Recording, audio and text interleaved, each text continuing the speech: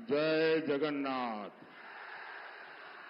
जय जगन्नाथ, जय जगन्नाथ, जय श्री राम, जय श्री राम। एठी उपस्थिता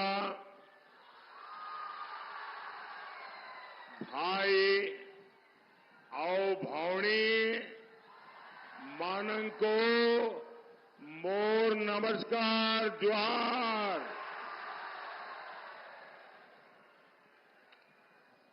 यहां मैंने देखा एक बिटिया बहुत बढ़िया चित्र बना के लाई थी, साथ में राम मंदिर भी बनाया था।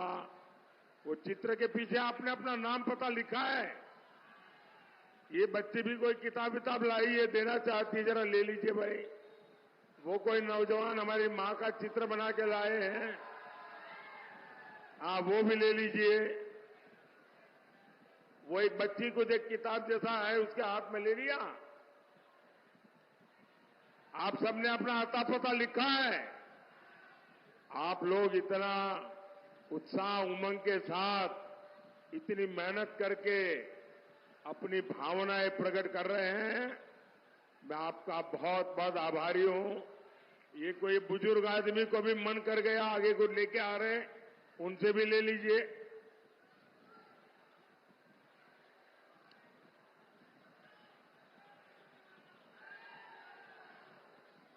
हमारा उड़ीसा कला का धाम है।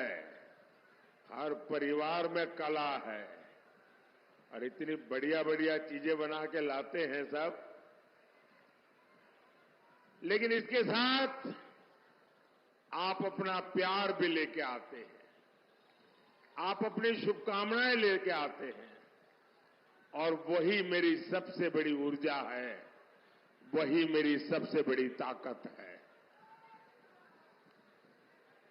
साथियों, महिमा गोसाई और भीमा भोई की स्मृति को मैं आज इस धरती से नमन करता हूं।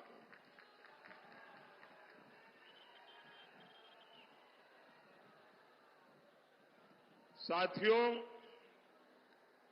मैंने अपना जीवन का लंबा समय पार्टी के संगठन के कार्य के लिए खपाया है, और मैं संगठन की बारीकियों को बहुत भली भांति जानता हूं। अगर मुझे गुजरात में कोई कहे कि बहुत बड़े लीडर आने वाले हैं, सुबह 10-11 बजे रैली करो, तो मैं हाथ जोड़ के कहता था कि नहीं जी, 10:30-11 बजे कौन आएगा, ये संभव नहीं है। आप 2 बजे के बाद का टाइम दे दो। बड़ा मुश्किल होता था।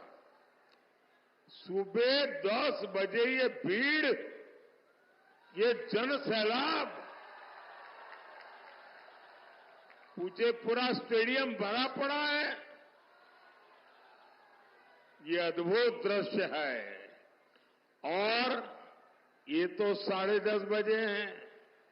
मैं जब सुबह 7 बजे पुरी में भगवान जगन्नाथ जी के चरणों में वंदन करने के लिए गया था, भगवान जगन्नाथ जी के आशीर्वाद लेने गया था, सुबह 7 बजे पुरी के रास्तों पर हजारों लोगों की भीड़। और मैं अभी सीधा पुरी से आ रहा हूं। थोड़ी देर पहले मुझे महाप्रभु जगन्नाथ जी के दर्शन और पूजा अर्चन करने का सौभाग्य मिला।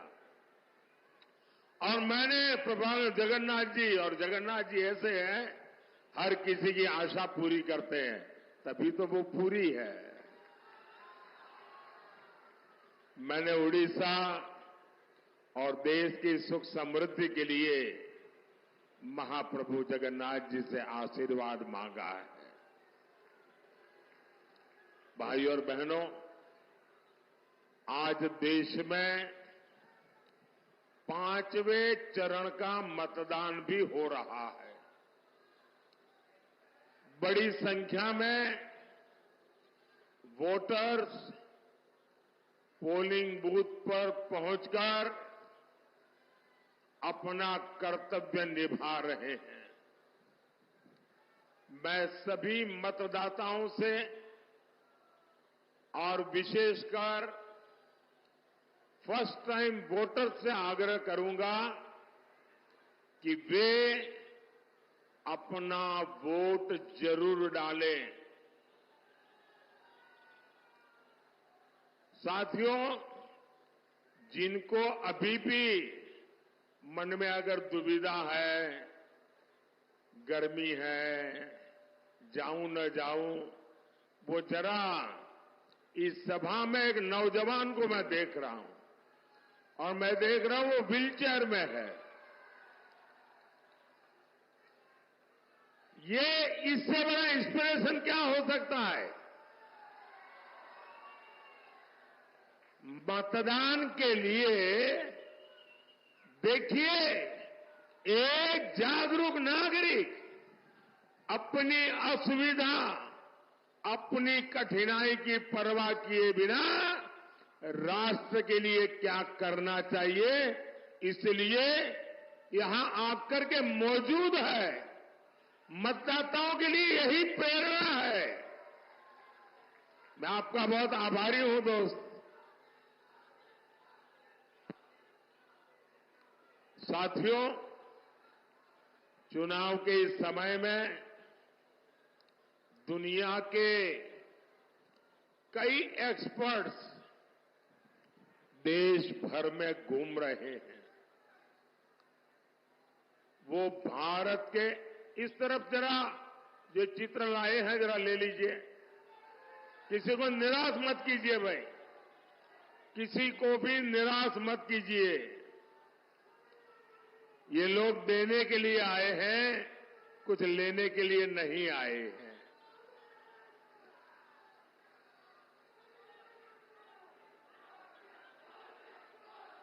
इधर एक बच्ची है, उसको जरा आगे आने दीजिए। आप मत लीजिए, उस बच्ची को आगे आने दीजिए। बहुत प्यारी छोटी सी गुड़िया, देखिए वो चित्र लेकर के आई है। उस बच्ची को आगे आने दीजिए।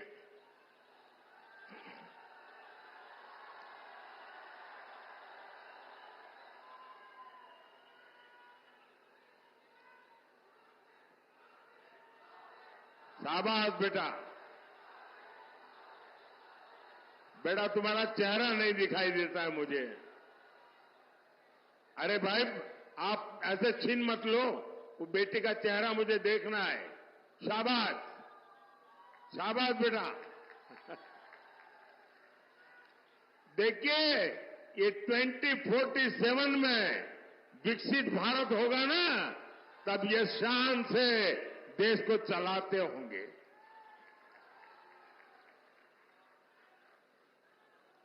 साथियों, चुनाव के इस समय में दुनिया के कई एक्सपर्ट देश के कोने कोने में जा रहे हैं, वहां के हालात का जायजा ले रहे हैं, भारत के लोकतंत्र के उत्सव को एंजॉय कर रहे हैं। वो भारत के मतदाताओं की नब्ज टटोल रहे हैं। हर कोई हैरान है, हर कोई चकित है। ये जन समर्थन, जनता जनार्दन का ये आशीर्वाद, हर कोई मोदी सरकार को तीसरी बार वापस लाना चाहता है। इसमें भी हमारी माताओं बहनों का, हमारे नौजवानों का उत्साह बहुत अधिक देख रहा हूं मैं।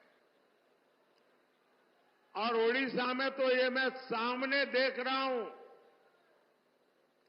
यहां एक ही नारा गूंज रहा है।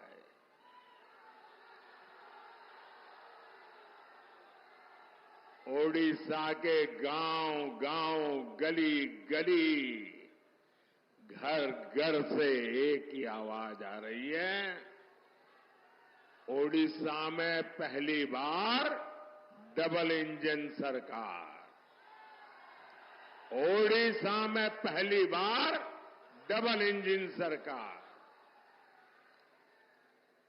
ओडिशा रे प्रथम थर है डबल इंजन सरकार। ओडिशा रे प्रथम थर है डबल इंजन सरकार। साथियों, आपने बीजेडी सरकार पर 25 साल भरोसा किया है।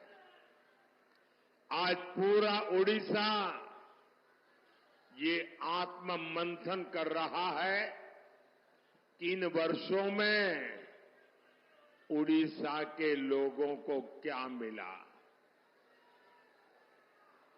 आज भी यहां किसान परेशान है। आज भी नौजवान छोटे छोटे काम के लिए दूसरे राज्यों में जाता है।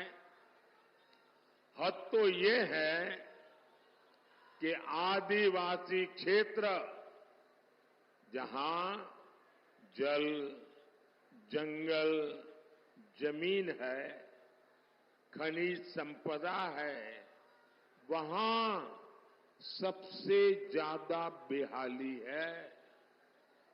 माताजी, आप वो तस्वीर नीचे रखिए, आपके हाथ थक जाएंगे और पीछे लोगों को दिखता नहीं है। आप सब नीचे रख दीजिए, अपना नीचे रखिए। और इन्हीं इलाकों से सबसे ज्यादा पलायन होता है। क्यों भाई? इतने समृद्ध ओडिशा की जनता इतनी गरीबी में जीने के लिए मजबूर क्यों है? जरा भाई एसपीसी के लोग इन सबसे ले लीजिए, वरना उनको भी चैन नहीं होगा और मुझे भी चैन नहीं होने देंगे। ये जो काले शर्ट वाली बच्ची है ना, वो कब से किताब लेके खड़ी है, जरा ले लीजिए उससे। बेटा आगे आ जाइए। यहां आना संभव नहीं है बेटा, यहां आना संभव नहीं है। वो सिक्योरिटी वाले तुम्हें बहुत परेशान कर देंगे।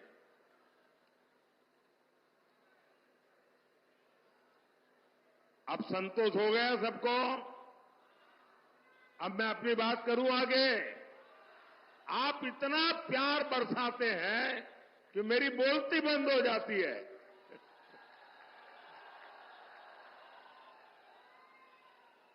साथियों, मैं गुजरात से आया हूं। मैं सोमनाथ की धरती से आया हूं, जगन्नाथ की धरती को प्रणाम करने आया हूं।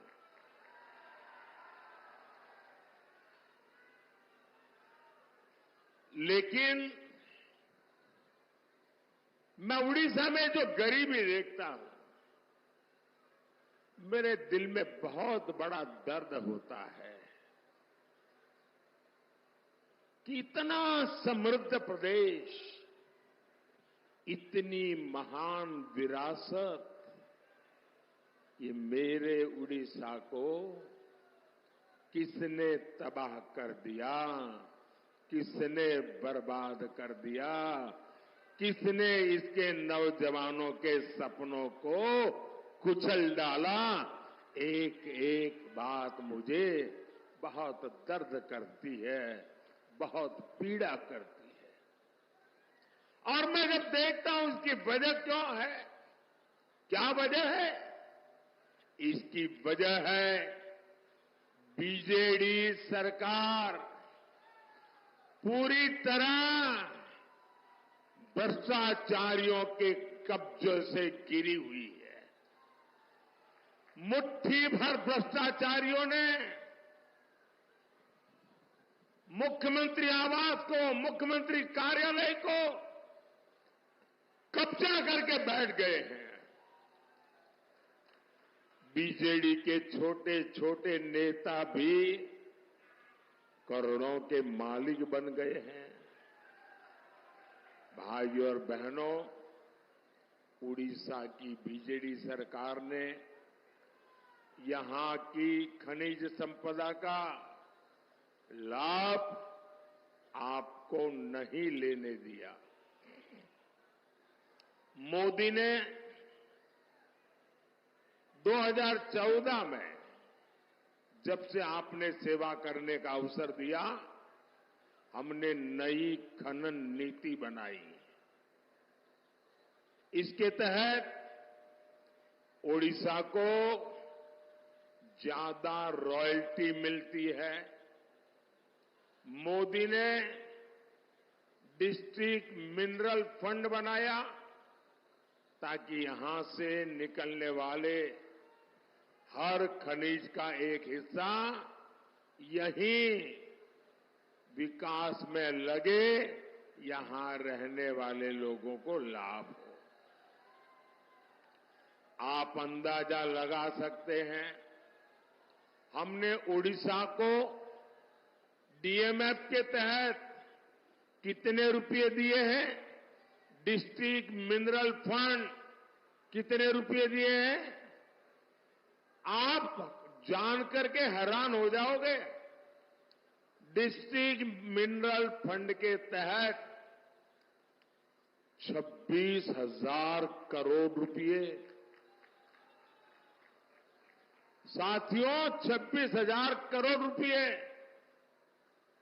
और ये पैसे ढेंकेनाल में बच्चों के स्कूल के लिए, गांवों की सड़कों के लिए खर्च होने थे। लेकिन इसमें भी बीजेडी के लोगों ने भ्रष्टाचार ही भ्रष्टाचार फैलाया। साथियों, बीजेडी के राज में न तो ओडिशा की संपदा सुरक्षित है और न ही ओडिशा की सांस्कृतिक धरोहर सुरक्षित है। ये तो पद्म सम्मान से पुरस्कृत अंतर्यामी मिश्रा जी की धरती है, जिन्होंने जगन्नाथ संस्कृति को लेकर इतना काम किया है। लेकिन बीजेडी सरकार में जगन्नाथ जी का मंदिर भी सुरक्षित नहीं बचा है। पिछले 6 साल से श्री रत्न भंडार की चाबी का अता पता नहीं है। मैं जरा आप सबसे पूछना चाहता हूं, पूरे देश की श्रद्धा, सदियों से जो पूजा होती है,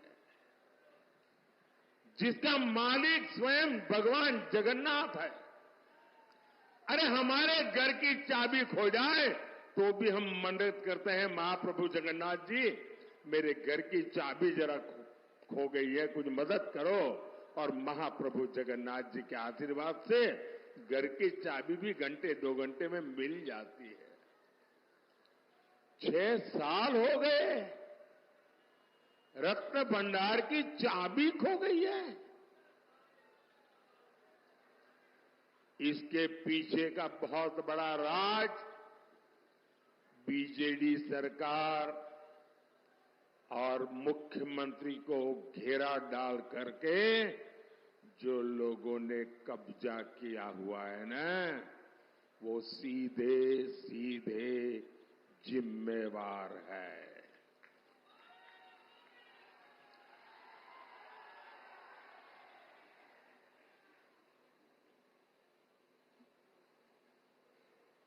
पूरा उड़ीसा जानना चाहता है कि जो जांच हुई थी उसकी रिपोर्ट में ऐसा क्या है कि बीजेडी ने वो रिपोर्ट ही दबा दी। बीजेडी की खामोशी से लोगों का शक गहरा रहा है। मैं आज उड़ीसा के लोगों को भरोसा देता हूं, उड़ीसा में भाजपा सरकार बनते ही दूध का दूध, पानी का पानी हो जाएगा। भाजपा सरकार जांच रिपोर्ट को सार्वजनिक करेगी और महाप्रभु जगन्नाथ जी की ये हमारी सबसे बड़ी सेवा उसी से शुरू हो जाएगी। साथियों, ये बहुत गंभीर घटना है जिसमें उड़ीसा की धरोहरों को लेकर संवेदनशीलता नहीं है। वो धरोहरों का संरक्षण भी नहीं कर सकते ये लोग। उड़ीसा का तेज विकास तो उड़ीसा की मिट्टी की संतान ही कर पाएगी। और इसलिए मोदी ने आपको गारंटी दी है, आप यहां भाजपा की सरकार बनाइए। भाजपा उड़ीसा के बेटे या उड़ीसा की बेटी को ही उड़ीसा का मुख्यमंत्री बनाएगी। और आपको मालूम है ना, मैंने पहले से बताया है, शपथ ग्रहण की तारीख बताइए, पता है ना? कौन सी तारीख? मैं आज आपको निमंत्रण देने आया हूं। 10 जून को उड़ीसा में डबल इंजन सरकार का शपथ ग्रहण कार्यक्रम होगा। ये सरकार का जाना तय है। भाइयों बहनों, 21वीं सदी के उड़ीसा को विकास की रफ्तार चाहिए।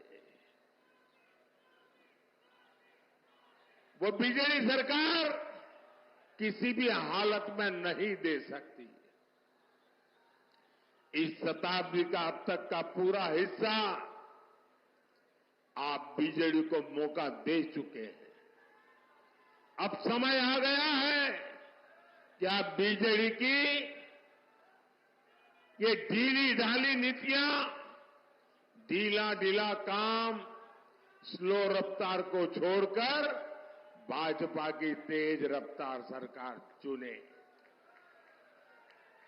आप सभी देख रहे हैं, पिछले 25 वर्षों से उड़ीसा में सिंचाई के अनेक प्रोजेक्ट अटके, लटके और भटके हुए हैं। रंगाली सिंचाई परियोजना 80 के दशक से बन रही है, आज तक नहरें नहीं बन पाई। एक और प्रोजेक्ट स्वर्ण रेखा सिंचाई परियोजना, इस पर 1970 से प्लानिंग चल रही थी। आपने मोदी को अवसर दिया तो इसको हम पीएम कृषि सिंचाई योजना के दायरे में लाए। उड़ीसा में ऐसे 8 बड़े सिंचाई प्रोजेक्ट थे जो कई दशकों से लटके हुए थे। इनमें से 5 को तेज रफ्तार मोदी सरकार पूरा कर चुकी है, लेकिन बीजेडी सरकार के ज्यादातर प्रोजेक्ट आज भी अधूरे ही है। साथियों, ओडिशा के धान किसानों के साथ भी यहां बरसों से विश्वासघात हुआ है।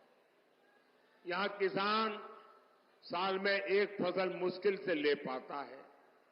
वो मेहनत करता है, धान उगाता है, लेकिन 2200 रुपये का घोषित एमएसपी तक उसे नहीं मिल पाता। बीजेडी के नेता धान किसानों को मंडी में लूटते हैं और इसलिए भाजपा ने गारंटी दी है। आप मेरा एक काम करेंगे, जरा हाथ ऊपर करके बताइए, मेरा एक काम करेंगे? करेंगे? जरा जोर से बताइए, करेंगे? पीछे स्टेडियम वाले बताइए, करेंगे? आप हर किसान को मेरी तरफ से मिलिए और किसान को मेरी एक बात जरूर बताइए। उनको कहिए कि आज तक जो आपकी लूट हुई है, मोदी ने गारंटी दी है कि यहां बीजेपी की सरकार बनेगी तो छत्तीसगढ़ की तरह उड़ीसा में भी धान का एमएसपी 2200 रुपया नहीं, 3100 रुपये क्विंटल होगा। ये 3100 रुपया वाली बात हर किसान को पहुंचाएंगे। ये मोदी की गारंटी पहुंचा देंगे। इतना ही नहीं, 48 घंटे में यानी 2 दिन के भीतर भीतर धान का पैसा उसके बैंक के खाते में जमा हो जाएगा। दूसरा, उन किसानों को बता दीजिए, अभी तोलने के बहाने जो कटनी होती है, जो छटनी होती है, जो किसानों को लूटती है, उससे किसानों को मुक्ति दिलाने के लिए मंडियों में इलेक्ट्रिक मशीन भी लगाई जाएगी। साथियों, बीजेडी सरकार का पहली बार इस तरह कच्चा चिट्ठा पूरे देश के सामने आ रहा है। आदिवासी हितों को लेकर भी यहां की सरकार पूरी तरह बेपरवाह है। आप भी जानते हैं, मोदी सरकार ने आदिवासी परिवारों के लिए वनधन योजना बनाई। इनके माध्यम से वन उत्पादों की खरीद एमएसपी पर होती है। देश भर में 3,500 से अधिक वनधन केंद्र है। यहां उड़ीसा में भी 250 वनधन केंद्र खुले हैं। इनमें 80 से ज्यादा वन उत्पादों की खरीद एमएसपी पर होती है। लेकिन बीजेडी सरकार क्या करती है? वो वन उपज पर आपको सही एमएसपी तक नहीं देती। 25 साल हो गए नवीन बाबू की सरकार आदिवासियों के लिए यहां पेशा कानून तक लागू नहीं कर पाई। इससे आदिवासी परिवारों के भूमि अधिकार से जुड़ी अनेक समस्या ज्यों की त्यों है।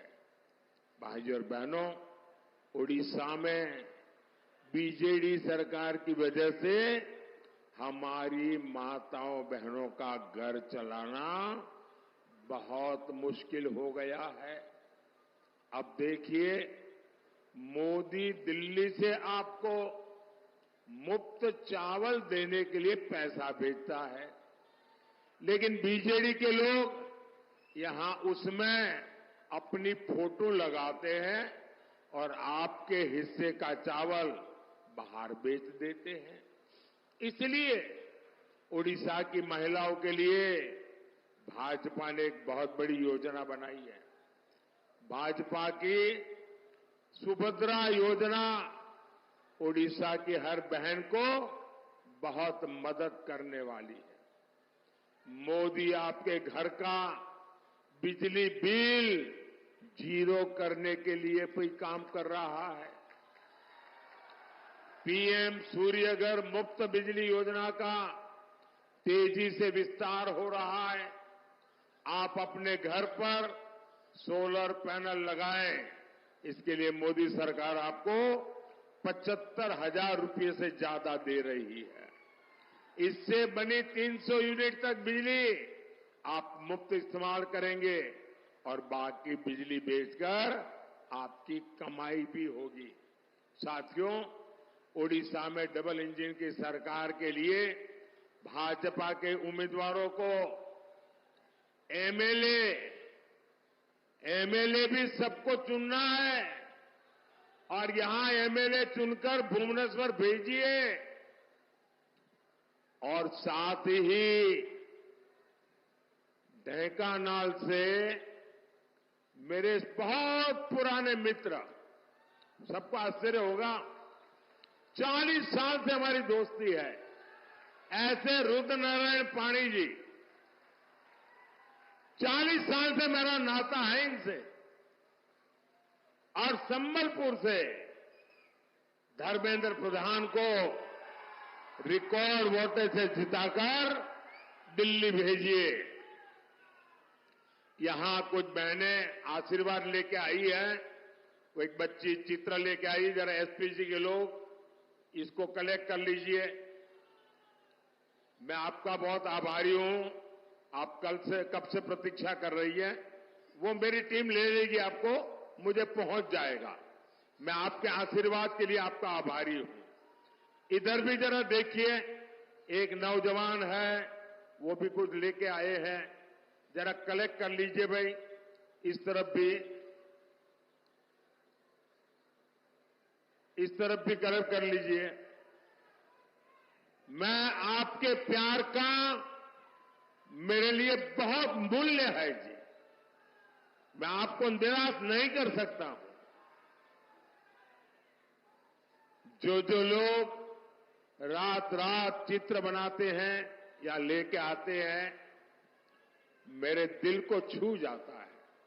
मैं हृदय से आप सबका बहुत आभारी हूं और जिन तक मेरी ये बात पहुंचती नहीं, मैं उनके भी क्षमा मांगता हूं, क्योंकि सभा में मेरे लिए संभव नहीं होता है कि सबकी तरफ मेरा ध्यान जाए और बहुत से लोग हो जाए, इतनी मेहनत करके आए होंगे, बहुत सी चीजें छूट जाती होगी। साथियों, मेरा एक काम करेंगे आप लोग,